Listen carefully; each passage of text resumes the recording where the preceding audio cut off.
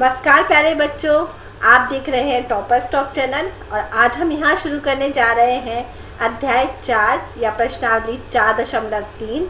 4.3 शुरू करने से पहले मैंने यहाँ आपके लिए कुछ महत्वपूर्ण नोट रखे हैं जो आपकी पाठ्य पुस्तक में दिए गए हैं और जिसको जानना आपके लिए बेहद ज़रूरी है।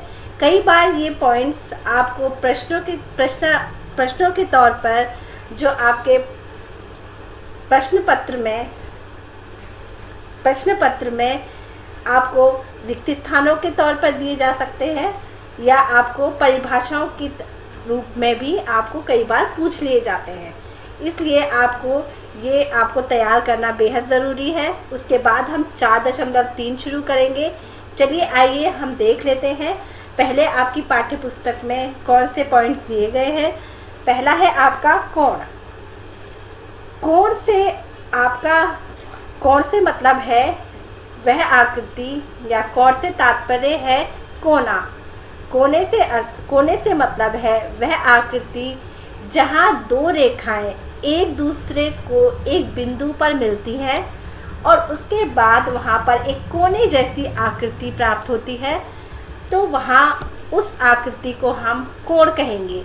अगर परिभाषा के रूप में आपके प्रश्न पत्र में दे दिया जाता है तो देखिए हम इसे कैसे लिख सकते हैं।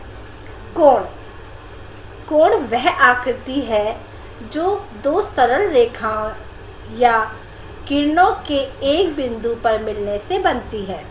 इसका मतलब ये है कि जब दो रेखाएं या दो किरणें आपस में एक बिंदु पर आकर मिले और उस बिंदु पर एक कोने जैसी आकृति का निर्माण हो तो हम उसे कोण कह सकते हैं। कोण, आइए ये आकृति आपको एक नीचे दी गई है। एक बार हम आकृति में उदाहरण के तौर पर समझ सकते हैं। ये देखिए हमारा ये रेखाएं दी गई हैं। ये आपकी एक किरण Q जा रही है और एक आपकी ये किरण P है। तो ये किरण P और किरण Q आपस में एक बिंदु O पर आकर मिलती हैं। तो ये जो इस बिंदु से एक कोने जैसी आकृति का निर्माण हो रहा है, तो ये हमारा कोण है। आप बच्चों भली भांति जान चुके होंगे कि कोण क्या है। आइए अब कोण से जुड़े हुए कुछ और प्रश्नों को हम नीचे देख लेते हैं। आपकी पाठ्य पुस्तक में भी ये आपको दिए गए हैं। तो आइए एक बार हम कोण की भुजाएं और कोण के शीर्षों के बारे में जान लें। कोण की भुजाएं और कोण के शीर्ष। कोण को बनाने वाली दोनों किरणें उसकी भुजाएं कहलाती हैं। अर्थात जब दो रेखाएं एक बिंदु पर आकर मिलें तो वो कोण का निर्माण करती हैं। परंतु जब ये दो रेखाएं, ये आपकी देखिए एक ये OQ और OP, ये दो रेखाएं आपस में अलग अलग की जा रही हैं। तो एक ये रेखा और ये रेखा, ये दोनों जो किरणें हैं, ये दोनों किरणें कोण की भुजाएं कहलाती हैं। इसी तरह हम शीर्ष की बात करें तो इन दोनों रेखाखंड, ये दोनों रेखाखंड जहाँ पर एक दूसरे को मिलते हैं, तो ये एक उभयनिष्ठ बिंदु होता है। तो ये जो उभयनिष्ठ बिंदु होगा ये आपका कोण का शीर्ष कहलाएगा। यानी यहाँ इस आकृति में O जो है वो कोण का शीर्ष है और Q और P इसकी भुजाएं हैं। आगे चलते हैं बच्चों।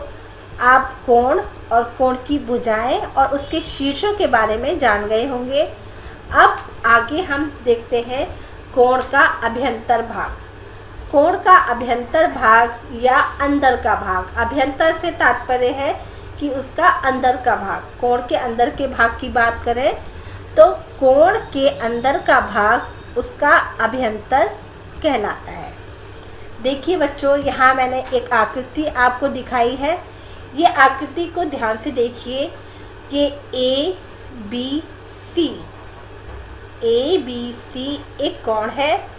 इस कोण के अंदर यानी इन दो रेखा खंडों या किरणों के अंदर जो ये छायांकित किया गया है ये उसका अंदर का भाग है, यानी उसका अभ्यंतर है।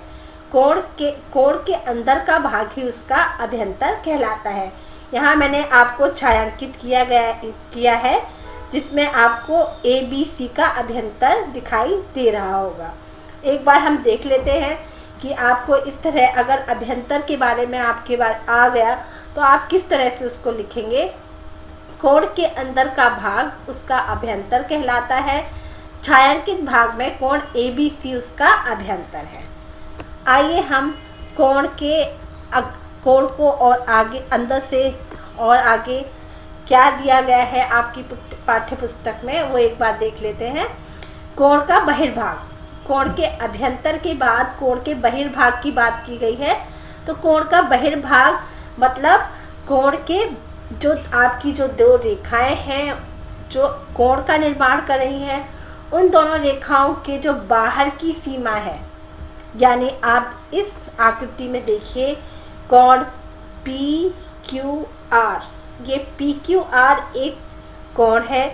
इसके बाद जो यहाँ ये जो आपका भाग है या आप देख सकते हैं ये जो भाग है ये आपका कोण का बहिर्भाग कहलाएगा। मतलब कोण PQR के बाहर का जितना भी क्षेत्र है ये उसका बहिर्भाग है। आप बहिर्भाग को और अभ्यंतर को अच्छे से जान गए होंगे, नहीं तो आप एक बार फिर से इसको देख सकते हैं हमारी वीडियो को। और अगर कोई भी आपको मुश्किल होती है तो हमारे कमेंट में जाकर वहाँ आप कोई भी प्रश्न पूछ सकते हैं। चलिए आगे हम अगले पॉइंट की तरफ चलते हैं।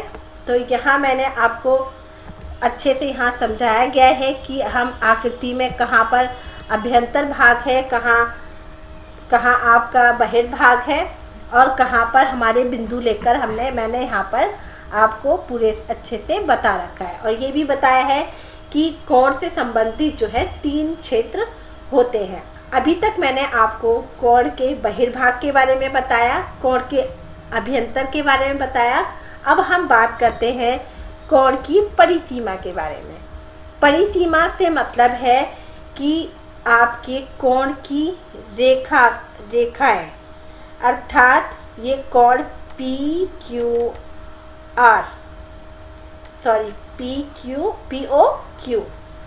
POQ जो कोण है इसके ये जो रेखाखंड हैं या किरणें हैं ये इसके ऊपर का भाग ये आपकी परिसीमा कहलाएगी। ठीक है, कोण की परिसीमा या कोण की किरणें ही उसकी परिसीमा होती हैं। उन पर खींचे गए बिंदु परिसीमा के ऊपर खींचे गए बिंदु कहलाते हैं हमेशा। चलिए आगे हम इसके बारे में आप और अच्छे से हम 4.3 में जानेंगे। तो आइए हम शुरू करते हैं प्रश्नावली 4.3। नीचे दी गई आकृति में कोणों के नाम लिखिए। ये बच्चों एक आकृति दी गई है जिसमें A, B, C और D 4 बिंदु आपको दिए गए हैं, यानी इसमें 4 कोने आपको दिखाई दे रहे हैं। 4 कोनों का मतलब कोण। तो आइए हम पहला कोण इसमें हम क्या लिख सकते हैं। पहला कोण है हमारा कोण A, क्योंकि ये रेखा और ये रेखा जब आपस में यहाँ इस बिंदु पर मिल रही है तो ये एक कोण बन गया है।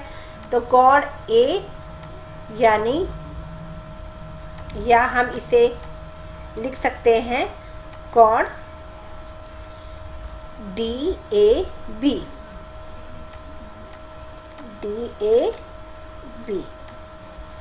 ठीक है बच्चों, ये बीच वाला हमारा कोण होता है हमेशा। अब दूसरा कोण हमारा CBA यानी कोण B वाला कोना, ये कोना तो हमारा कोण B या कोण CBA। आइए हम तीसरा एक बार देख लेते हैं। तीसरा हमारा कोण डी सी बी यानी एक ये कोना, यानी कोण सी या कोण डी सी बी। ठीक है, अब चौथा हमारा ये डी कोना, बिंदु डी यानी कोण डी, या फिर हम इसको लिख सकते हैं ए डी सी, कोण ए डी सी। इस प्रकार इस आकृति में हमें 4 कोण दिए गए हैं। चारों कोणों को हम यहाँ पर देख सकते हैं कि ये कोण कौन कौन से हैं। आइए दूसरे क्वेश्चन पे हम दूसरे प्रश्न को हल करते हैं। प्रश्न नंबर 2, संलग्न आकृति में वे बिंदु लिखिए। कौन से बिंदु? कोण, पहला पॉइंट दिया आपको दिया है ए डी, कोण डी ओ ई के अभ्यंतर में स्थित है। बच्चों ये एक आपको आकृति इस प्रश्न में दी गई है। इसमें कहा गया है कि कोण डी ओ ई, देखिए बच्चों कहाँ है कोण डी ओ ई? डी ओ और ई यानी ये वाला, ये कोण, इस कोण के अंदर यानी अभ्यंतर की बात की गई है। तो हम इस कोण के अंदर देखेंगे तो अंदर आपको कौन सा इसमें एक बिंदु दिखाई दे रहा है? ऐसा बिंदु जो आपका बिंदु की बात की है, यानी हमें ऐसा बिंदु बताना है जो कोण ई ओ डी के या डी ओ ई के अभ्यंतर में स्थित है। तो यहाँ पर हमें एक आपको बिंदु दिखाई दे रहा है, यानी हम कह सकते हैं कि बिंदु ए जो है वो क्या है? इसके अभ्यंतर में स्थित है। ये पहले का है आपका, अभ्यंतर में क्या है? बिंदु ए अभ्यंतर में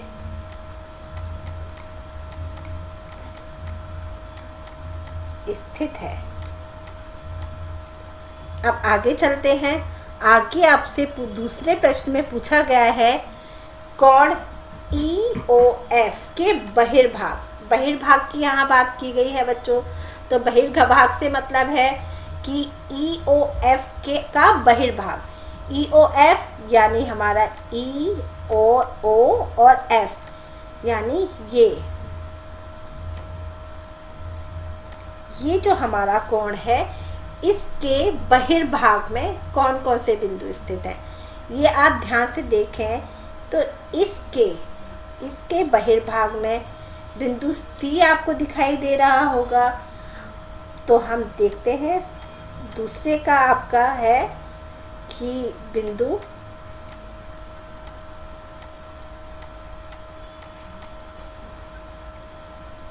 सी, और देखा जाए तो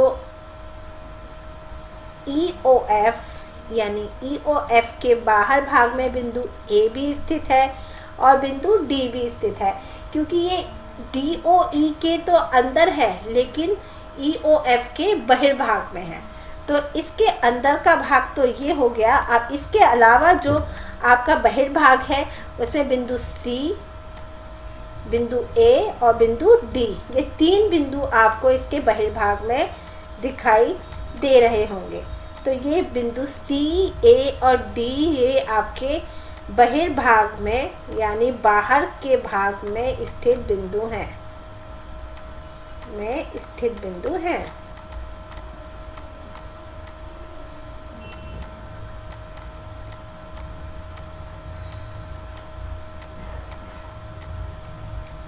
अब आप देखें तीसरे प्रश्न में क्या कहा गया है। तीसरे या सी पॉइंट में आपसे कहा गया है कि कोण ई ओ एफ पर स्थित बिंदु, कौन से बिंदु? जो ई ओ एफ यानी ई ओ एफ इस पर स्थित कौन से बिंदु हैं? यानी इसकी परिसीमा की बात यहाँ पर की गई है। परिसीमा मतलब इस रेखा पर। तो ई ओ एफ में आप देख रहे होंगे ये एक ई बिंदु है, एक बी बिंदु है, एक ओ है और एक एफ है, यानी यहाँ हम देख सकते हैं कि 4 बिंदु इसकी परिसीमा पर हैं, यानी बिंदु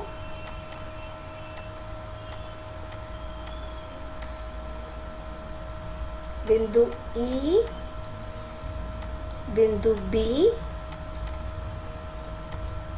बिंदु ओ और बिंदु एफ।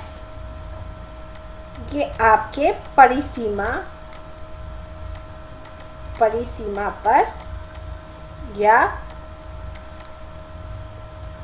परिसीमा या EOF पर कोण EOF, क्योंकि यहाँ EOF की बात की गई है तो EOF पर स्थित बिंदु है। ये तीनों प्रश्न मैंने आपको यहाँ करा दिए हैं। इसके बाद हम लोग आगे चलते हैं प्रश्न नंबर 3। आइए तीसरे प्रश्न की तरफ चलते हैं। तीसरे प्रश्न में 2 कोणों की रफ आकृति खींचिए जिससे ध्यान दीजिए बच्चों, जो भी आकृति आप बनाएंगे, जो भी रफ आकृति आपको इसमें खींचनी है उसमें 2 कोण होना आवश्यक है।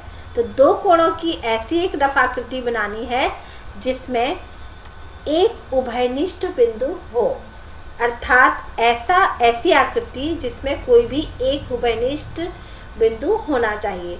चलिए आइए देख लेते हैं। मैंने ये एक आकृति आपके लिए बनाई है यहाँ पे। तो ये देखिए, ये आकृति है आपकी। इसमें ध्यान से देखिए बच्चों, तो आपके 2 कोण दिखाई देंगे, कोण AOB और कोण DOC। ये आपका AOB ये कोण और DOC ये कोण। इन दोनों कोणों के बीच में आपको एक उभयनिष्ठ बिंदु दिखाई दे रहा है। वो उभयनिष्ठ बिंदु क्या है? बिंदु O है। तो इसमें हम आप लिख सकते हैं कि कोण COD और कोण AOB यानी कोण COD ये वाला कोण और कोण AOB में बिंदु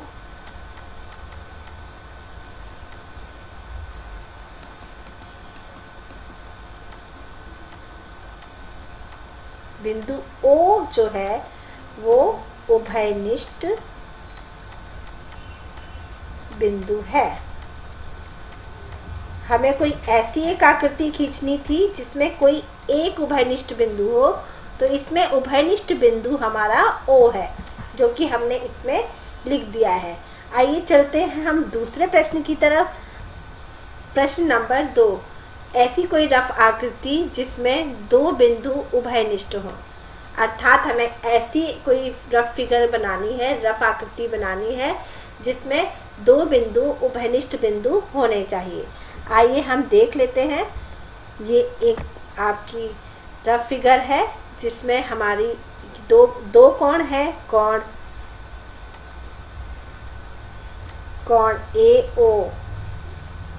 AOB यानी AOB कोण, ये कोण, और कोण BOC यानी ये कोण।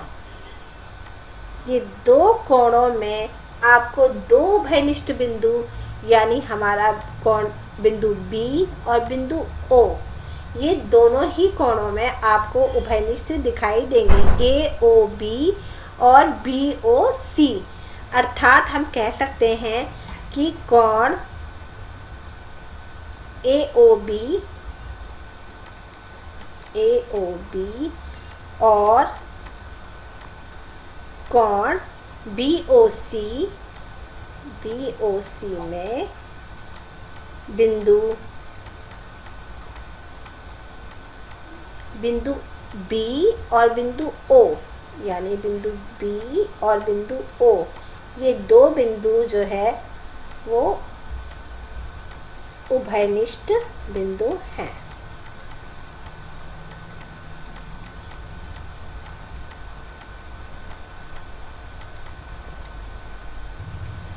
प्रश्न नंबर 3 या सी पार्ट, उसमें तीन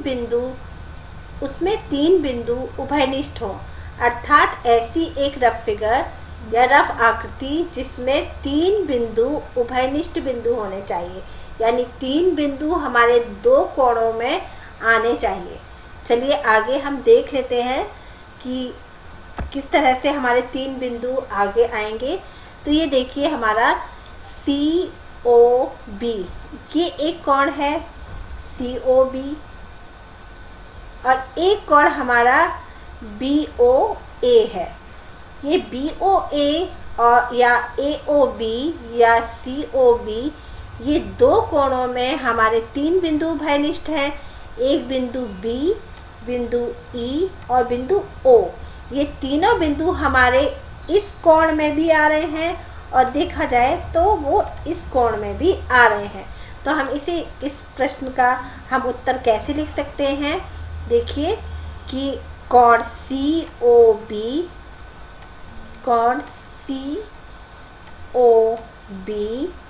और कोण COB और AOB, यानी AOB में बिंदु O, ये बिंदु E और बिंदु B, OE और B, ये तीन बिंदु उभयनिष्ठ बिंदु हैं।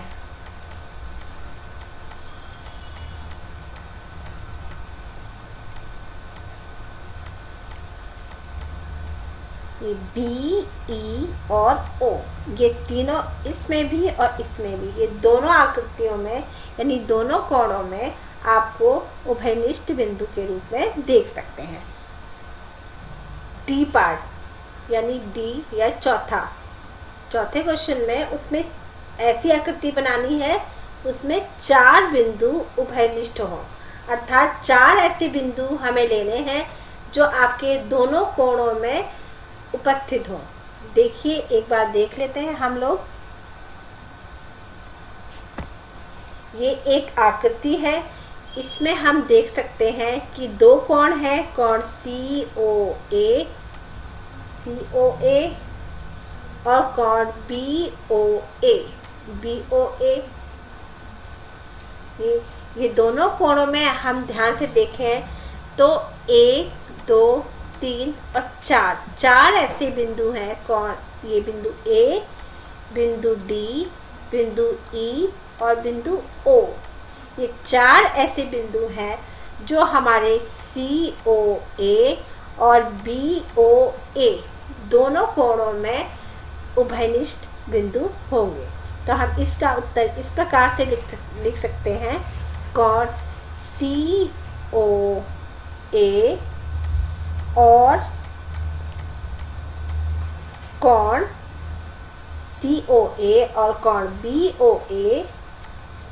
BOA में बिंदु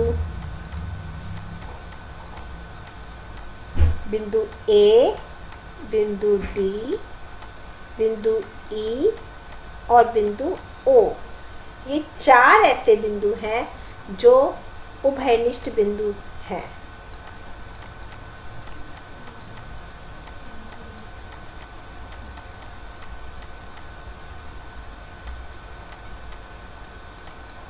पार्ट E, उसमें एक किरण उभयनिष्ठ हो। एक किरण, यहाँ बिंदु की बात बच्चों नहीं की गई है, यहाँ किरण की बात की गई है। हमें ऐसी रेखा या ऐसी किरण उभयनिष्ठ बतानी है जो दोनों कोणों में आए। आइए हम देख लेते हैं। एक मैंने यहाँ पर आपके लिए आकृति बनाई है। देखिए ये आकृति में आप ध्यान से देखिए कोण ए ओ बी, यानी ये कोण ए ओ बी एक कोण है जिसमें ओ सी किरण ऐसी किरण है जो आप ए ओ सी और बी ओ सी ये दोनों कोणों में आपकी उभयनिष्ठ किरण है, यानी कोण ए ओ सी और कोण बी ओ सी ये दोनों कोणों में ओ सी किरण एक ऐसी रेखा या किरण है जो आपकी दोनों में उपस्थित है। तो हम इसका उत्तर देखिए इस प्रकार से लिखेंगे कि कोण ए ओ सी और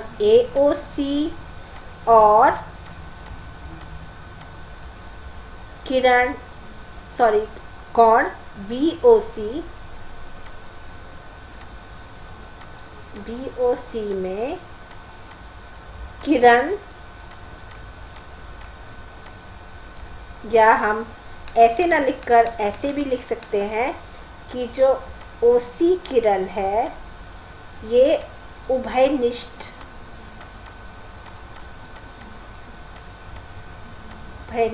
है, यानी हमारी जो ओसी है, ओसी जो है ये ओसी हमारी दोनों कोणों में दिखाई दे रही है। बच्चों ये हमारा 4.3 जो है यहाँ समाप्त होता है। इसके बाद 4.4 लेकर हम आगे फिर अपनी वीडियो देंगे। तब तक के लिए जुड़े रहिए टॉपर स्टॉप के साथ। धन्यवाद।